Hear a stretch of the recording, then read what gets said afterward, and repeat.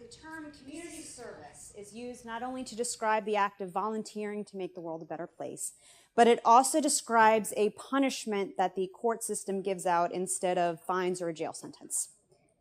Community service, when it's court-ordered, is a slap on the wrist. It is a warning that if you behave this way again, there will be serious repercussions next time.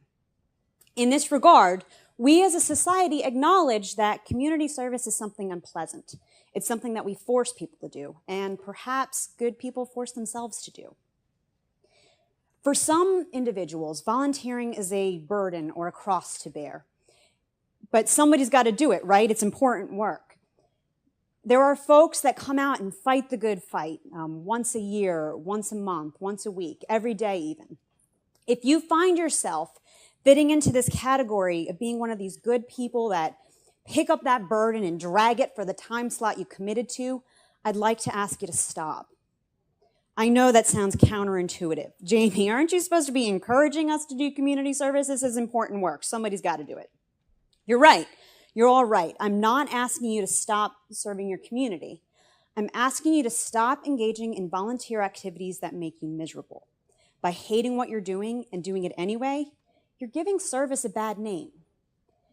The ways that one can serve his or her community come in as many varieties as flowers, or appetizers, or uses for duct tape.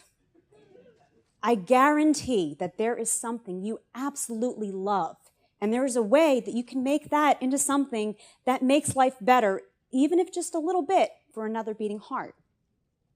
Maybe it's bringing food to someone who needs it. Maybe it's mentoring a child.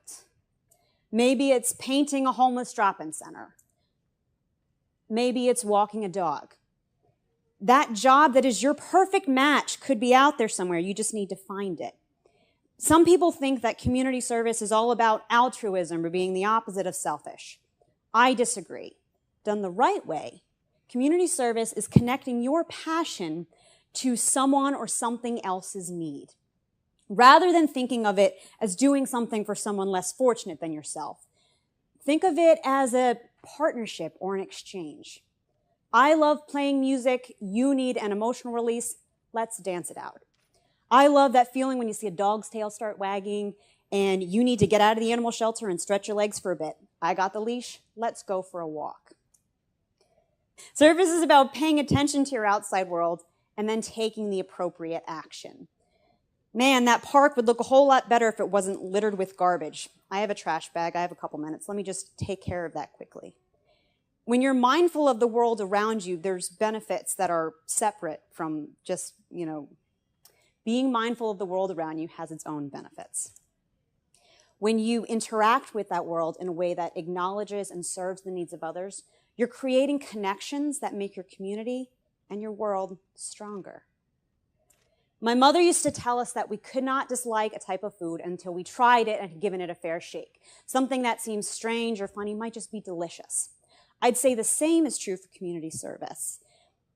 Try serving different populations. Try working alongside different people. Try doing different jobs. You never know what you might end up enjoying. Do some internet research or visit a local nonprofit. Check out your animal shelters, your homeless drop-in centers, your homeless service providers, your child care providers, your prisons. Visit them. Give them a call. Check them out. Don't commit to a long-term stay, but tell them that you'd like to try it and see if it's something for you. See if you can get your toes wet before diving in. That doesn't mean that you shouldn't keep the commitments that you make, but avoid making long-term commitments at first. Through years of sampling, I have discovered that I do not enjoy helping the men and women who live at the nursing home learn how to use the internet. But I do enjoy putting on a costume and performing at the nursing home summer luau. I do not enjoy helping children with homework, but I do enjoy taking kids on educational trips. I do not enjoy serving meals at the soup kitchen, but I do enjoy getting together the writers and poets who use the services of the soup kitchen to talk about creative writing and to put together a literary magazine. I absolutely love getting together with my musician friends and playing rock and roll with people with developmental disabilities. For any musician out there who could use a confidence boost, performing for audiences like the Ark, Mercer, or Allies will have you feeling like Bruce Springsteen or Cher. Sometimes there's work that needs to be done, but it's not part of any regularly scheduled programming. There's not a coordinator to tell you where to go or when to show up. These jobs, but you see that there's a need, you see that there's something that needs to be done, you have an idea of something that could help. These jobs are usually the kind that are more work, but if it's work you enjoy, it doesn't feel like work at all, so let me rephrase that. These jobs usually require more effort. But if you think about it, life's most worthwhile endeavors usually require more effort. Through the soup kitchen where I work, I met a man named Chuck Inman. He was a phenomenal supporter of hungry folks in the New Jersey, Philadelphia area. He passed away about 2 years ago. He founded an organization called the Battle Against Hunger, which has raised approximately $800,000 for local nonprofits who work on the front line serving people who cannot afford to buy food. About 13 years ago, Chuck saw a need that these nonprofits were doing important work and they lacked sufficient resources, so he wanted to do something to help. The concept of Battle Against Hunger reminds me of a game that my friends and I used to play in college. When I was in college, my friends and I invented a game that we called I'll Do This If You Do That. It's essentially like truth or dare without the truth, except both sides can bargain until all parties agree that the dares exchanged are equal in value.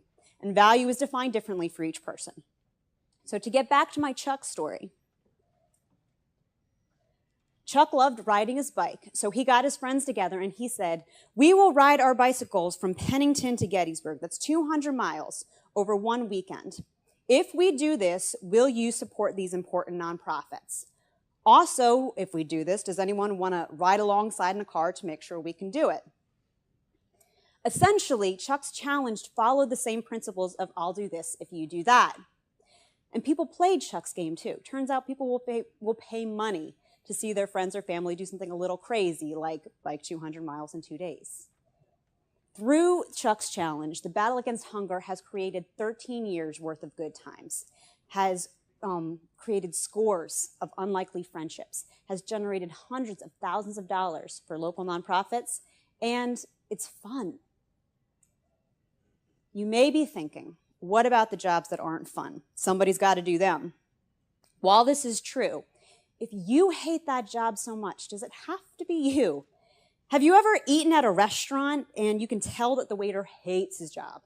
Or have you ever asked a customer service representative for help and you can tell that she cannot wait for her shift to end? It doesn't make for a pleasant experience and it doesn't make you want to stick around. Now, imagine that eating at a soup kitchen is your only option and you can tell that the person dishing out your mashed potatoes is there because they think no one else will do it. It's not like you can just go to a different restaurant. When we engage in behavior that makes us miserable, our misery is often contagious. You're doing a disservice to service. It is more than likely that someone else would be happy to dish out those mashed potatoes. Go and find a volunteer job that makes you excited. The world that we live in is made better when we connect to each other, when we serve a common goal, and when we work together to help each other out. Through community service, you are simultaneously serving something greater than yourself and doing something to improve your own life. If you select a form of service you enjoy, the benefits double. Volunteerism has the ability to take you places that you never thought possible, and it has the ability to help you redefine yourself.